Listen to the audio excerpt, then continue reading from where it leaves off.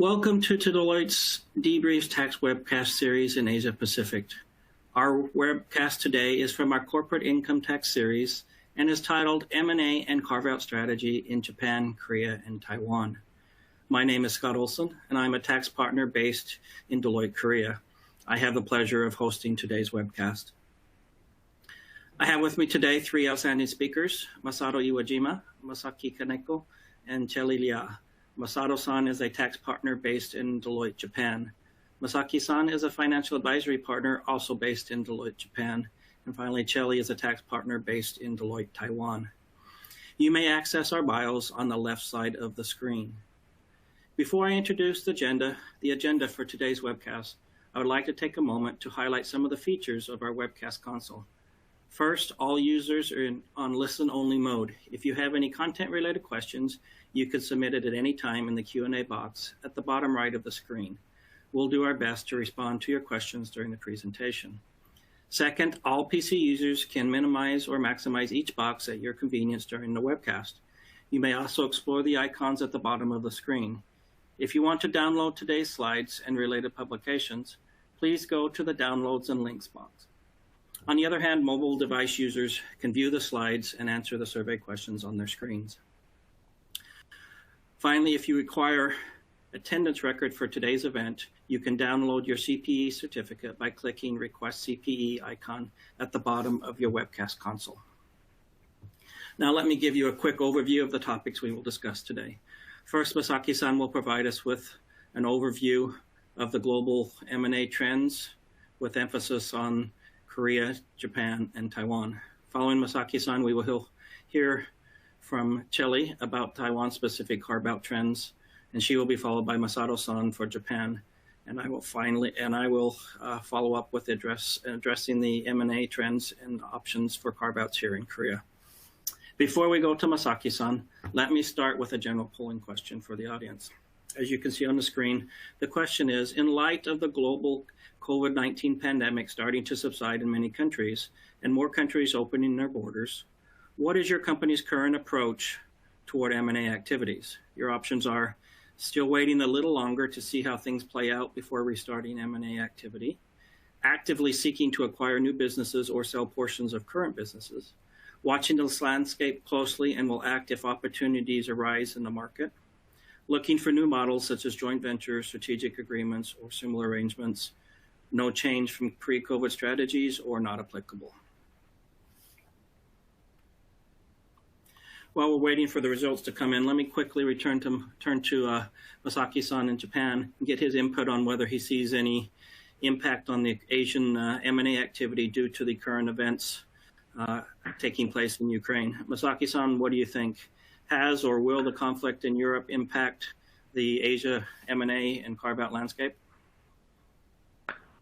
Hi, Scott. Thank you. That is a very good question. But at this moment, we haven't seen any negative impact on M&A activities in Asia.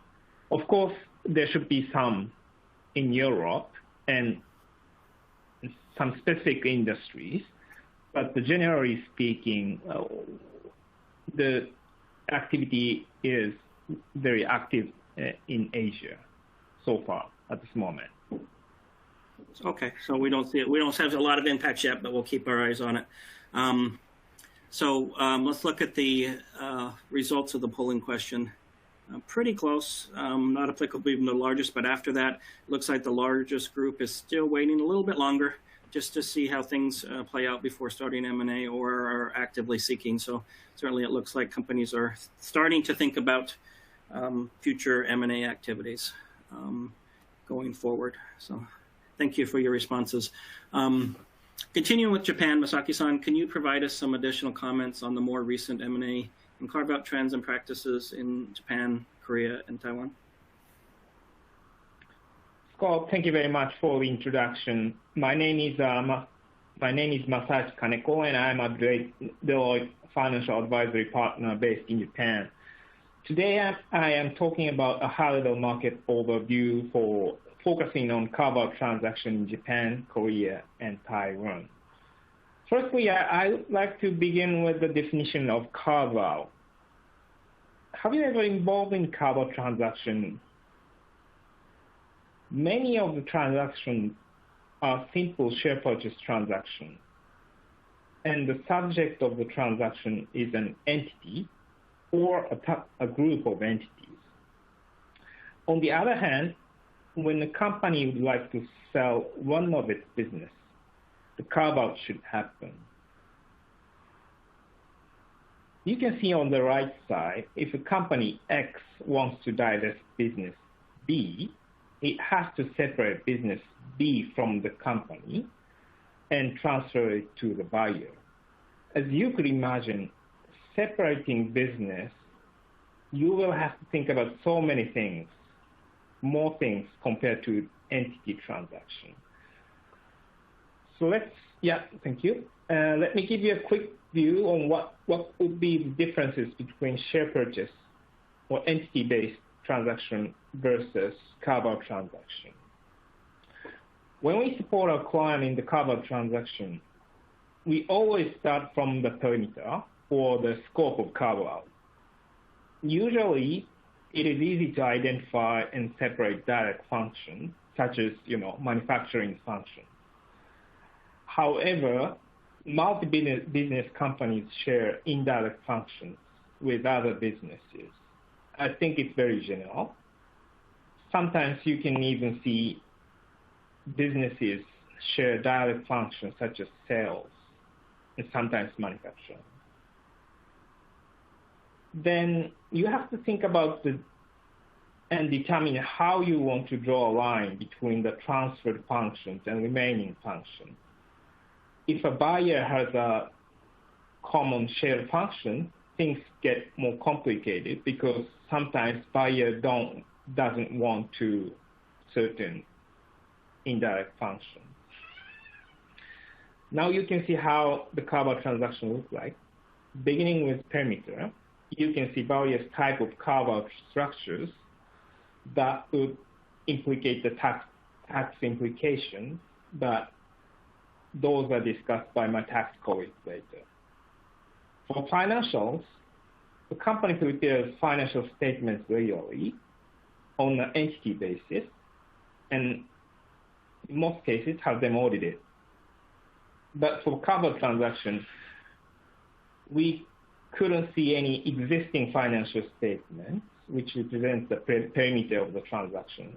So they have to prepare a deal-specific financial statement. Of course, you can start from the management account, but you have to look into the details, and you have to make adjustments if you want to use the financial statements for the deal purpose. As such, the seller of the business has to prepare for various things even before the marketing of the business. And in the deal process, seller and buyer have to agree various terms, not just price of the business. So generally speaking, it takes more than 6 months, longer than 6 months, and even more if you count the readiness phase. So now that you understand what is a carve-out transaction, let me give you market overview for Japan, Korea, and Taiwan, respectively. So the chart shows the market trend for last 5 years in Japan. The left side is the number of transactions, and right side is the volume of the transactions. The volume could change year by year, but you can see number of transactions. And after 2020, when we encountered the COVID-19 pandemic, the buy-side transaction decreased significantly. But you can see the increasing volume of sell-side transactions in 2020 and 2021. And personally, I will expect this trend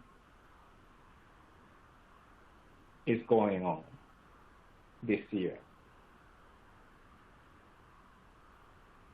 I'm talking about a few backgrounds of this trend. We see more activist investors in Japan market recently, and they are demanding companies to divest non-core businesses. In the past, a company sells business when they need money, but now the listed company are thinking more strategically. We have to note that the private equity players, when we're thinking about the buyers. In Japan, we have a strong presence of US and European private equity players, not only Japanese local players. And lastly, for some industries, typically such as energy, steel, or chemicals, they have started to think about the business portfolio from ESG perspective. This trend is coming from US and Europe, but we will see stronger drive in the next few years. Now let's move on to Korea. So the table shows the M&A transaction for the last 5 years in Korea. Although the number of transactions has decreased, the amount of transaction has been consistent, and we do not see any negative impact from COVID-19 pandemic. And going forward, this year the presidential campaign is happening, and players in Korea will hold until they see how a new governing party looks like. Let's move to the next slide. So this is a trend of a Korean conglomerate's history of divestiture for the last 2 years. We have not seen any negative impact from COVID-19 pandemic, except for one airline business case, which had a serious impact from the pandemic. But they have, you can see that each conglomerate had divested the non-core business continuously. So we don't know which transaction are covered or not, but the conglomerate divestiture would involve a covered element, as many of the conglomerates generally have shared functions within the wider group. Now let's move on to Taiwan.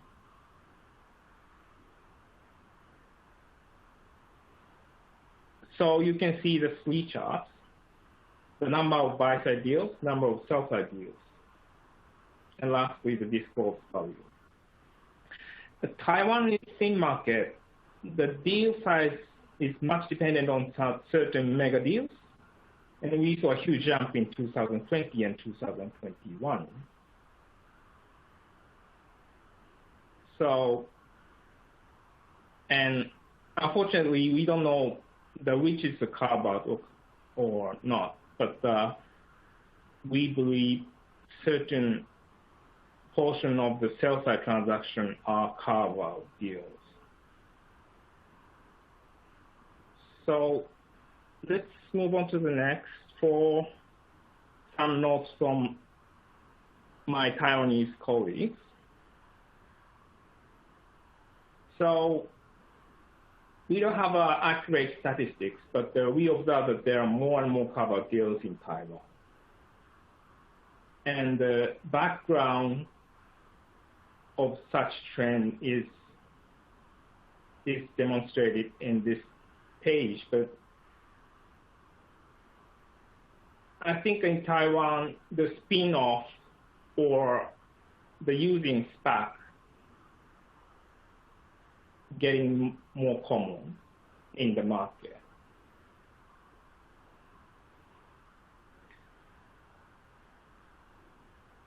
So I hope you grab the high-level market view in Japan, Korea, and Taiwan. Now we are moving to tax consideration for carve-out transaction in each jurisdiction. I'm handing over to Chelly for Taiwan tax considerations. Thank you, Masaki-san. Let me start with sharing common objectives that our client aim to achieve through carve-out in the past. Firstly, a carve-out allows company to restructure their group by splitting a business unit away from existing entity, so the management can move to a new direction. Meanwhile, the shareholder might consider carrying out a carve-out as their exit strategy to divest core business to private equity fund or SPAC. SPAC actually offer an alternative to the traditional IPO and has become more and more popular in the recent year. On the other hand, the company might use a new entity created by a carve-out to seek the possibility of dual listing in other countries, where some company might use a carve-out as a marketing strategy to promote business and enhance the group's visibility. For example, Taiwan has acquired a few OEM and ODM company. Carving out a new business may establish a new brand to segregate from their existing OEM and ODM business. In terms of family-owned company, owner may wish to split up their business into more independent segments for family succession purpose by way of carve-outs. In practice, it appears that carve-out has been frequently adapted in diverse ways to create value and achieve multiple purposes. Next slide, please. There are two types of carve-out approach that are commonly used in Taiwan: business transfer and the statutory spin-off. Normally, a business transfer is relatively straightforward with no regular approval required, unless the threshold of antitrust law is reached. That is, the acquisition reached 1/3 of the market share, or the new shares are issued. Also, when disposing or acquiring substantial business or assets, the board and shareholder meeting approval will be required. In the meantime, a business transfer may involve the employee transfer. So another issue is that there could be a cost for severance pay to the employee who are unwilling to move. But overall, this approach is convenient and less complicated. On the other hand, a statutory spin-off followed by a share transfer could be considered as an alternative to a business transfer. Comparing to a business transfer, statutory spin-off normally could be more tax efficient. Depends on business need and complexity of the shareholder profile. The spin-off basically can be done either through vertical spin-off and horizontal spin-off, or we can call them as parent and subsidiary type of spin-off and brother and sister type of spin-off, respectively. A vertical spin-off will not involve the seller shareholder. That is, it simply contributes assets and liability into an existing or newly incorporated company in exchange for a new share issue. However, there will be a capital gain tax when the spun-off company disposes a newly spin-off company. The capital gain will be subject to an alternative minimum tax, we call it AMT, at 12% or 6% if the transfer is deferred after 3 years. On the other hand, the brother and sister type of spin-off could be used when the seller has relatively simple shareholder structure. Such type of spin-off was once popular to the individual shareholder before 2021, as they could sell shares free from income tax. But now, Taiwanese individual shareholder might suffer 20% corporate capital gain tax on the gain derived through the disposal of private company stock. Thus, the buyer should also take this into account, since it may impact the price of the transaction. Next slide, please. Now I would like to highlight some key difference between the two approaches from a Taiwan tax standpoint. In general, any gain arising from transfer assets or business will be subject to corporate income tax. Also, various transaction tax such as VAT and the security transaction tax, real asset tax, if any, will be triggered, depends on the nature of asset to be transferred. The Taiwan MMA Act provides tax relief for both approaches under certain conditions. In a business transfer scenario, the VAT and other transaction tax could be released if at least 65% of total consideration is paid through the issuance of new share by the buyer. Also, it is possible the income tax could be exempt if at least 80% of the consideration is paid through the new share issuance and passed over to the seller's shareholder. But of course, the holding structure could be tweaked accordingly. Similarly, under the case of statutory spin-off, the the foregoing VAT transaction tax could be relieved in the same way under the MMA Act.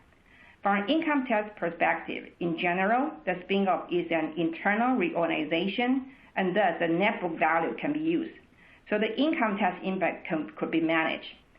Even if there is any income trigger, again, if at least 80% of the consideration is made through the new share issuance and passed over to the shareholder, then the income can be free from tax as well.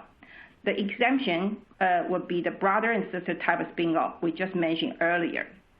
Besides the tax implication, I also want to highlight the impact of tax incentive, tax attribute, and as well as the tax losses, all of which are important tax issue for the buyer. Under both business transfer and statutory spin-off scenario, the buyer may assume the existing tax incentive attribute, provided that they continue to fulfill the same requirement to maintain their eligibility for the assumed tax incentive. For tax losses of the acquired business, it is only transferable under statutory spin-off.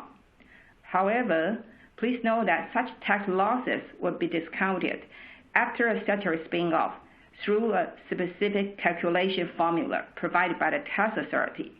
Further, with this calculation method, under the vertical spin-off, tax losses cannot be transferred to the buyer during the restructuring procedure.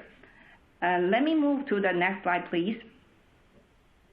Let's continue to address another difference under these two approaches.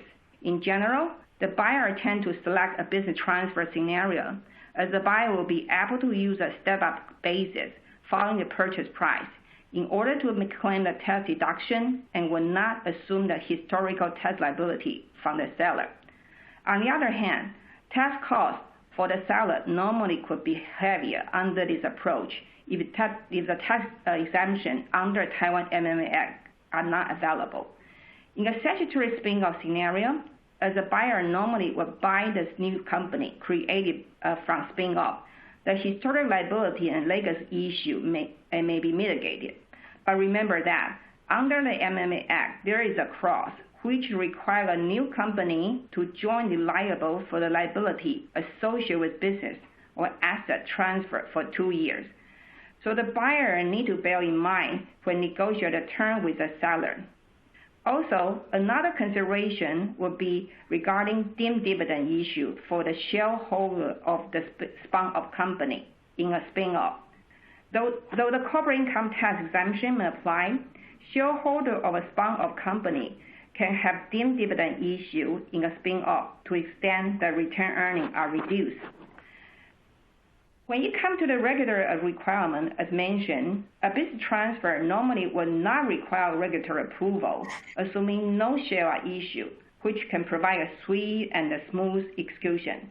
Whereas for foreign shareholder, the statutory spin-off will require a pre-approval from investment commission, which could be costly and time-consuming for a cross-border spin-off due to the tedious request for the comprehensive document. Move to the next slide, please. Lastly, I would like to mention two tax-related amendments of the Taiwan Tax MMA Act, which were just passed by the Executive Yuan last December and are now under deliberation in the Legislative Yuan, that's our parliament. The first amendment could, to a certain extent, prevent the buyer from suffering tax leakage due to the narrow definition of the intangible asset in the Income Tax Act, which is limited to trademark, copyright, patent, and other franchise. The amendment will allow payment for trade secret, client relationship, and software, which are commonly acquired items in MMA deals, to be amortized for tax purpose. Such intangible could be amortized over the period of validity, if any, otherwise within 10 years. With regard to the Second Amendment, it is to increase the individual seller's willingness to sell the startup company as a result of merger or spin-off. The amendment would provide a tax deferral for individual sellers where they may opt to defer income tax on gain until the third year, with the tax amount to be paid evenly over the following 3 years. To sum everything up, The main purpose of these two amendments is to remove long-run obstacles to M&A deals and create a more deal-friendly environment for investing in Taiwan. That's all I have for Taiwan from tax perspective. Back to you, Scott. Thank you very much, Shelley. That was very informative. This brings us to our second polling question of the day. The question is, what would be the reason you would to conduct a carve-out for your business group? Would it be dual listing, a co-branding desire, risk management, business segregation for disposal, or other reason? While we're waiting for some of the responses to come in, Shelley, let me go back to you. So you'd indicated there's tax advantages as well as some regulatory issues around the different type of spinoffs, whether it's a straight spinoff or a business transfer. So what do you see more commonly recently in Korea? Do you see the statutory spinoff more often, or is it the straight business transfer that's done in Korea recently, or in Taiwan recently? Oh, yeah. Scott, yeah, I think in recent years, even though Taiwan Tax Authority began to tax the individual seller on their capital gain derived from the disposal of a private company, however, from the seller's perspective, comparing to the spin-off, there are two levels of tax to be paid for the business transfer. There will be the corporate income tax on the disposal of the business and the assets, and also the tax on the distribution to the shareholder. So I still see more and more statutory spin-off in the recent year for different purposes. Yeah. Okay, thank you. Let's go to our poll results. Looks like the most selected at 35% was business segregation for disposal, followed by other reasons. Risk management came in third. So looks like more and more companies are continuing to carve out businesses for disposal purposes. Again, thank you, Shelley, for the information on Taiwan.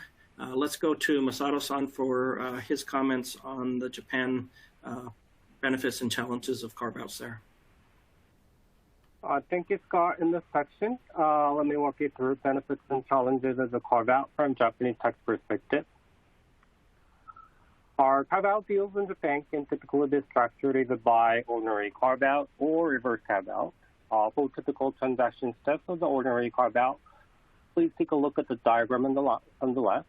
As step 1, Japanese target transfer the target business to a Japanese NewCo by way of horizontal demerger in exchange for NewCo shares, which will then be distributed up to the seller under step 2. Then, seller will transfer NewCo shares to the buyer for cash. For typical transaction steps of the reverse carve-out, please take a look at the diagram on the right. As step 1, Japanese target transfer the non-target business to a Japanese NewCo by way of a horizontal demerger in exchange for NewCo shares, which will then be distributed up to the seller under step 2. Then, seller will transfer target shares to the buyer for cash.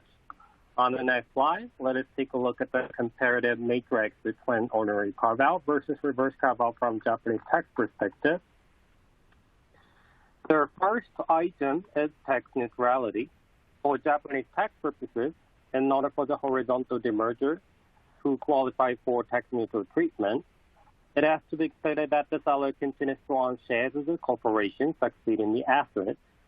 Accordingly, while the reverse carve-out can generally qualify as tax neutral treatment, ordinary carve-out should be a taxable transaction. The second item is the succession of tax liabilities. Let me explain the necessity of the tax due diligence and the sales and a purchase agreement issues on the third and fourth rows, also because these issues are closely connected. In an ordinary carve-out scenario, buyer will only succeed the secondary tax liabilities as the target. Secondary tax liability means buyer needs to bear the delinquent tax liability as a target, which means tax liability that cannot be collected by the Japanese tax authority from the target to the extent of the fair market value of the target business succeeded by NewCo. Accordingly, in an ordinary carve-out scenario, tax due diligence may be omitted because the secondary tax liabilities could generally be addressed by sales and a purchase agreement language or holding seller are jointly and severally liable. On the other hand, in a reverse carve-out scenario, buyer will succeed the historical tax liabilities of the target as the buyer will acquire the target shares. Accordingly, full-fledged tax due diligence is strongly recommended to identify any potential tax liabilities, and any material identified issues needs to be properly addressed by representation in the warranties or indemnification mechanism under sales and purchase agreement. It is also important to ensure that the tax neutrality of the carve-out is represented by the seller to avoid unexpected tax consequences of the seller. Let us move on to the next slide. The first item is the benefits for the buyer. In an ordinary carve-out scenario, NewCo should be able to recognize tax goodwill for the negotiated prices in NewCo shares, less fair market value of the assets and liabilities exceeded. Its tax goodwill is amortizable over 60 months and offsets taxable income arising from the target business. Tax goodwill is beneficial for the buyer. In a reverse carve-out scenario, net operating losses should generally remain in the target and carried forward up to 10 years. However, certain restrictions may be imposed on the net operating losses in case there are substantial changes to the target business or reorganization transactions post-closing.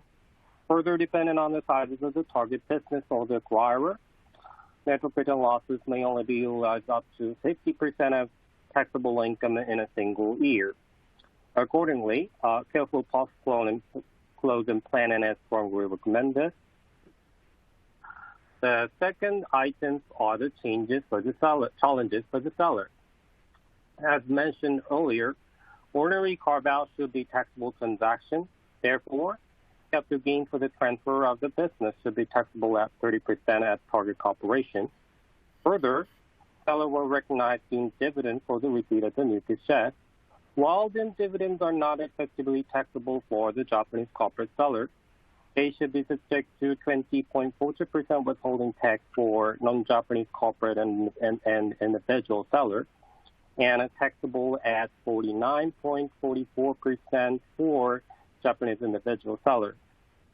Further, capital gain for the transfer of NewCo shares should be subject to taxes at 30% for Japanese corporate sellers, 25.6% for non-Japanese corporate sellers, 20.315% for Japanese individual seller, and 15.315% for non-Japanese individual seller. It should be noted that taxation for non-Japanese corporate and individual seller may be mitigated under applicable double tax treaties.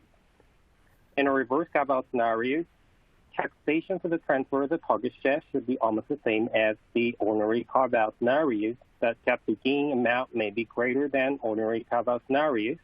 The same dividend step up the tax basis of shares to be transferred. Let us move on to the next slide. This slide summarizes key considerations for ordinary carve-out and reverse carve-out. From buyer's perspective, ordinary carve-out is generally preferable, as goodwill is amortizable over 60 months and offset with taxable income arising from the target business. However, in certain circumstances, reverse carve-out may be preferable, as the target has significant net operating losses. From seller's perspective, carve-out is generally less preferable, as the business separation should be taxable. However, such downside may be mitigated if the seller can negotiate a higher price for goodwill amortization. With this said, in practice, most of the transactions are structured as ordinary carve-out, as carve-out business tends to be small.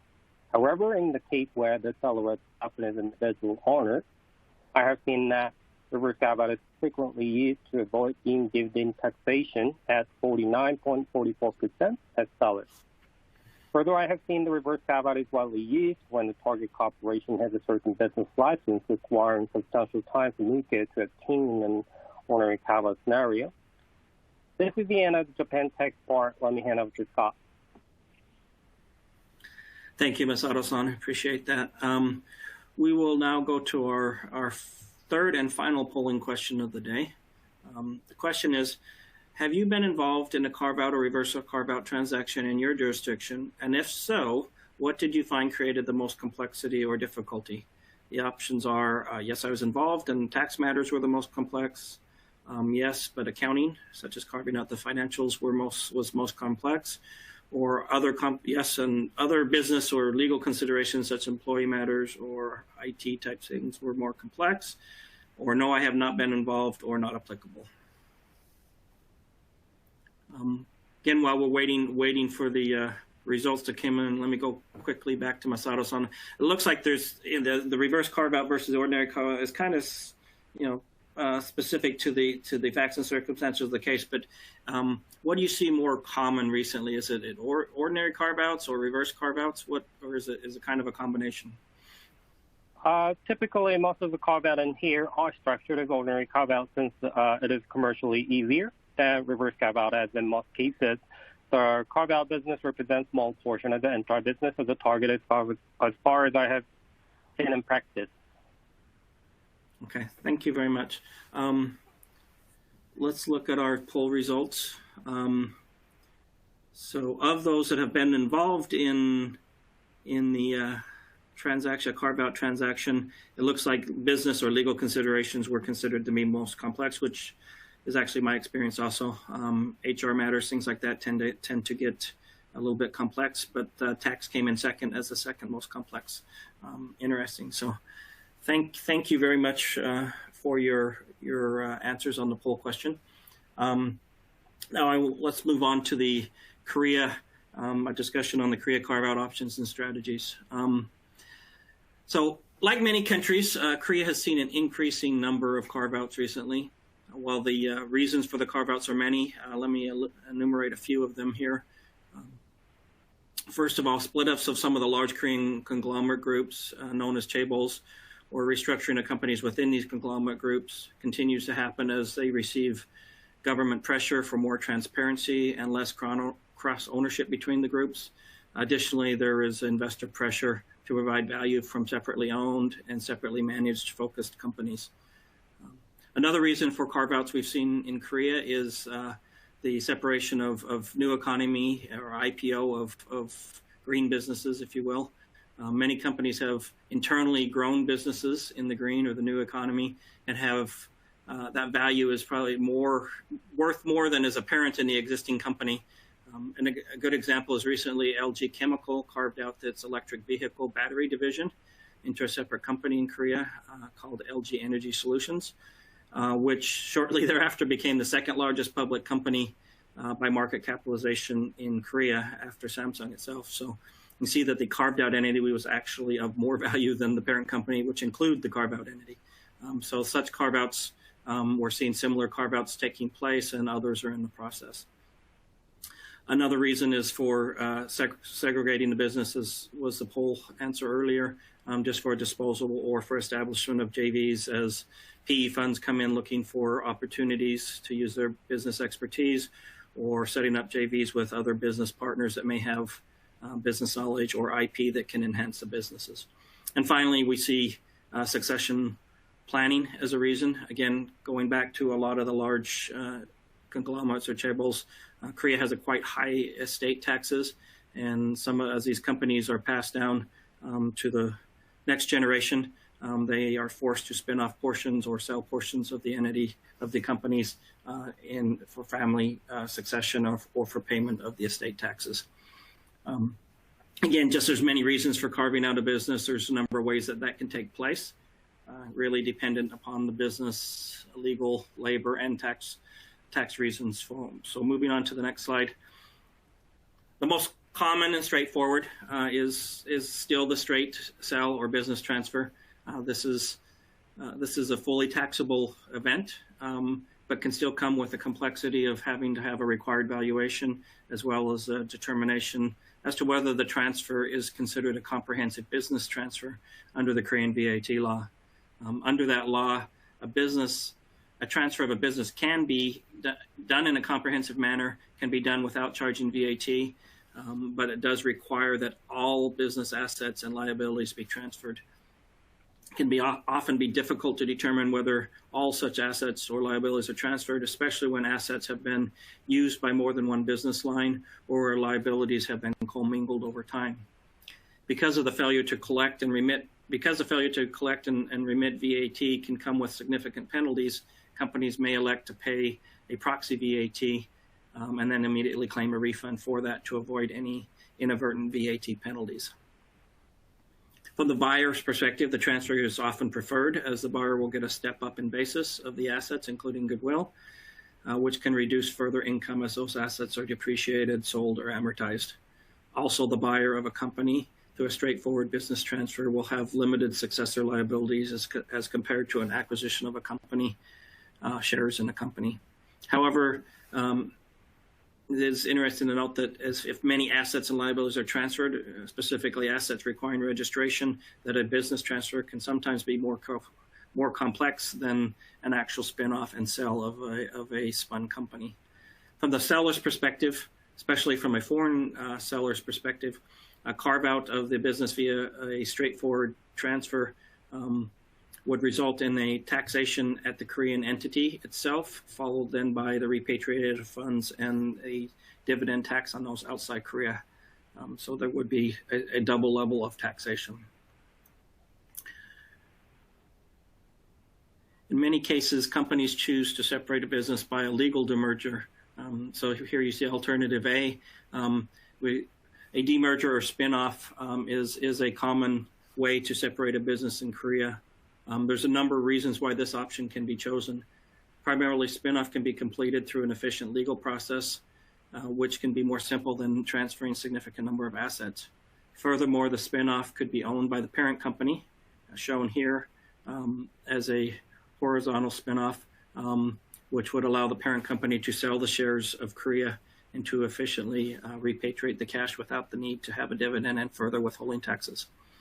Should be noted that one of the reasons these type of transactions are used in Korea is there is a provision for a tax-free, or maybe more precise, a tax-deferred spin-off here in Korea. It does come with requirements. Let me quickly go through some of those.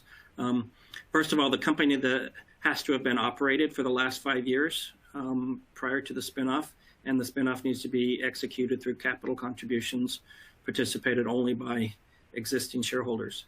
The spun-off business, the second item is the spun-off business must be separable business, which is kind of intuitive, and all assets and liabilities attributed to that needs to be comprehensively transferred. Then there's a couple of rules that take place at the time of spin-off, as well as some clawback periods. There needs to be a continuity of business, meaning the new company must continue to conduct its business for a period of time after the spin-off. There's a continuity of ownership. 50% or more of the newly acquired shares by the majority shareholder of the original company cannot be disposed of for a period of time. And then there's a continuity of employment, which requires that 80% of the employees measured differently during the spin-off year versus the following years, but still 80% of the employees need to remain employed at the spin-off entity to be qualified as a tax-free spin-off in Korea. Because of the mostly tax-free nature of the demerger, a simplified process, and the no need to repatriate cash from Korea, the demerger is often an alternative used in Korea. It should be noted that obviously, though, in a demerger and an immediate sale, that it would not meet the continuity of ownership requirement, and so may not be treated as a tax-free transfer. But still, companies use this as a way to separate the business, even if it is considered a taxable transaction in Korea. Moving on to the next slide. As discussed by Masato-san in Japan, reverse mergers or demergers are also becoming more common in Korea. In order to retain the tax-free nature of a spin-off, we've seen a number of cases where the parent company will spin off the business which it wishes to retain, while leaving behind the entity to dispose, or the business to be disposed of in the existing legal entity, and then selling that entity. In other words, a reverse spin-off. Depending on the size of the business and the needs of the company, this can be a viable alternative and allows a spin-off to be done in a tax-free nature, as the entity being sold, the old company, would continue to meet the continuity of ownership requirement.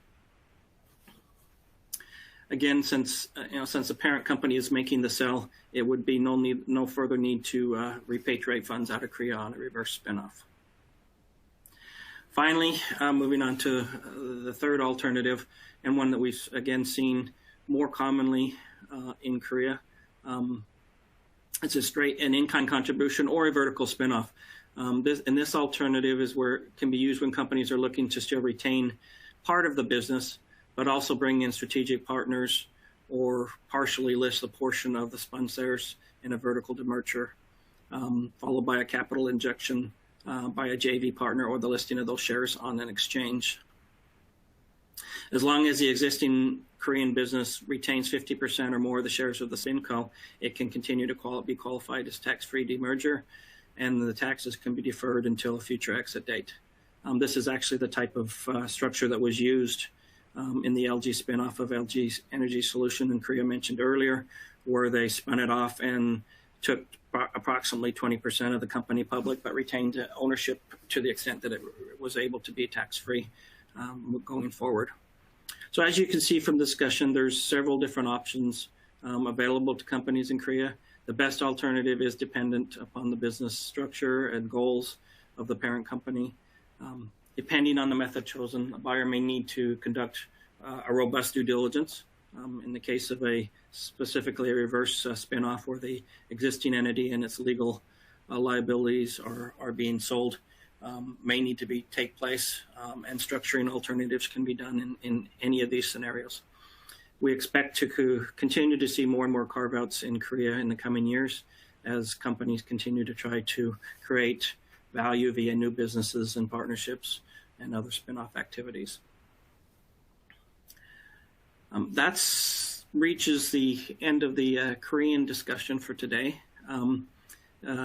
Before we go to the Q&A session, first of all, let me thank Masato-san, Masaki-san, and Chelly for their contributions today. We appreciate their time. We do have a few questions that have come in, so let me quickly take a look at those. Let's go to Taiwan first. Chelly, it seems that the income tax and transaction tax derived from a statutory spinoff may be exempt if certain conditions stipulated under the M&A Act in Taiwan are met. Would that still be the case at the shareholder level, particularly a foreign shareholder in Taiwan? Chelly, any thoughts on that? Oh, yeah, that's a good question. As mentioned, in a statutory spin-off scenario, foreign shareholders still need to bear in mind they may receive a deemed dividend resulting from a horizontal spin-off. This could lead to an 21% withholding tax on such dividend. But of course, if you have tax treaty, then that will be help to mitigate the situation. But it's worthwhile noting that if a shareholder's actual investment cost is higher than the capital contribution, such event can be recalculated by reference to the actual cost they have to actually to relieve the tax burden. Okay, thank you, Chelly. Back to you, Scott. Thank you, Chelly. Looks like we do have a few questions related to goodwill, one for Japan and one to Korea. So first, let us go to Japan. The question is, I understood an ordinary carve-out is preferable because the buyer can enjoy amortization benefit of tax goodwill. What happens if the target business is a non-performing business and the fair value of the assets are greater than the negotiated price of the sale? Thank you, Scott. In that case, buyer will recognize the negative tax goodwill that is included in the taxable income of NICO over 60 months. In that case, reverse carve-out may be more beneficial for the buyer. So they actually recognize the negative goodwill. Okay. The Korean one's pretty straightforward. In regards to carve-outs in Korea, is goodwill tax deductible? This is an interesting one. So in the case of a spinoff, the straight answer is pretty much no. Goodwill created in a spinoff is first of all, doesn't happen often, but is not tax deductible. In the case of an actual business transfer, is a little bit unique here in Korea. To the extent that K-GAAP allows for amortization of goodwill, and it's actually done under Korean GAAP. Their books are done in the K-GAAP, and they again count for that for goodwill for book purposes, and the tax deduction is also allowed. Alternatively, though, is if the books are maintained in an IFRS, a KIFRS, where they may not allow for the deduction of the goodwill, then it would not be allowed for tax purposes. So basically, tax follows books. If allowed for books, great. And tax deductible. If not, then it's not tax deductible for Korean tax purposes. It's like we have one more question going back to Chelly for Taiwan. Given that business rights are included in the amendments to Taiwan M&A Act regarding the amortization of intangible assets, would there be a change in terms of tax deduction for business rights? Chelly? Yeah, business right actually is a very controversial item for tax deduction purpose in Taiwan. In the past, it's not tax deductible. Even you have a value assigned to the business right, then it's not deductible, so unlike the others. But even after we have the amendment of Taiwan MMA law, unfortunately, according to private conversation with tax officer, they have no intention to amend the scope of the intangible assets such like this. So in other words, under current tax regulation, even after the amendment, according to a tax officer, only acquisition of business right related to public utility or highly regulated business, such as, for example, electricity, gas, and public transportation can be amortized for tax purpose. Okay, thank you, Chelly. Appreciate that. And one final question that looks like came in for me, I guess, here in Korea. Says, how do you expect, or do you expect the presidential election to impact taxes and business activities in Korea going forward? So as Masaki-san had mentioned earlier in the presentation, Korea did have a presidential election. Actually, it was just a couple of weeks ago. And the winning presidential candidate was with the Conservative Party. So that's actually a change in the Korean governing. At least the presidency was previously under the Liberal Party. Now it's a Conservative president.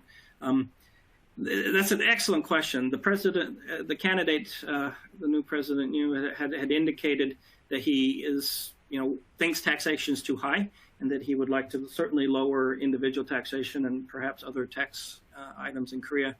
The interesting thing is, while the Conservative Party owns or has the presidency here in Korea, the legislature is still under the Liberal Party, and there is actually the legislature elections, which will take place in another couple months. So it really depends on whether or not the Conservative Party is able to have control of both the legislature and the presidential branch, or if it's a split government. If it is both under the Conservative Party, I think we expect that there could be some changes to tax laws, and certainly maybe some relaxation and reduction of tax, or tax increase in tax incentives, as he was part of his platform. On the other hand, if we have gridlock where one party controls the presidency and one controls the Congress, we may not see much change. So I guess the short answer is to be determined, although we're hopeful. That looks like that's all we have on questions. So we will wrap it up at this point. Masato-san, Masaki-san, Chelly, would like to thank you, as well as a special thanks to all those that were able to join us today. We would like to encourage you to fill out the short survey that will pop up on your screen momentarily, and tell us what you think about today's program. If you did join us late, please note that this presentation will be archived for future viewing, as well as past debriefs if you haven't had a chance to look at some of those. If you feel that others might benefit from this webcast, please share the webcast via the share this icon on your screen, or have them visit the Deloitte Debriefs website. We will respond to any other questions that may come in the coming weeks. Alternatively, if you do have any additional questions related to carve-outs or any other tax matters for Japan, Korea, or Taiwan, please feel free to reach out to myself or any of our speakers today. Again, you can take a look at their bios. We'd be happy to talk to you or help you in any way we can. Finally, please don't forget to tune in to our next scheduled webcast. This one's from the Financial Services Industry Series. It will be next week on March 29th, and it's titled Financial Services Series, Tax Developments in Hong Kong and Singapore. And last, from all of us at Deloitte, we'd like to thank you for your participation in Deloitte's Asia Pacific Tax webcast today. Thank you very much, and goodbye.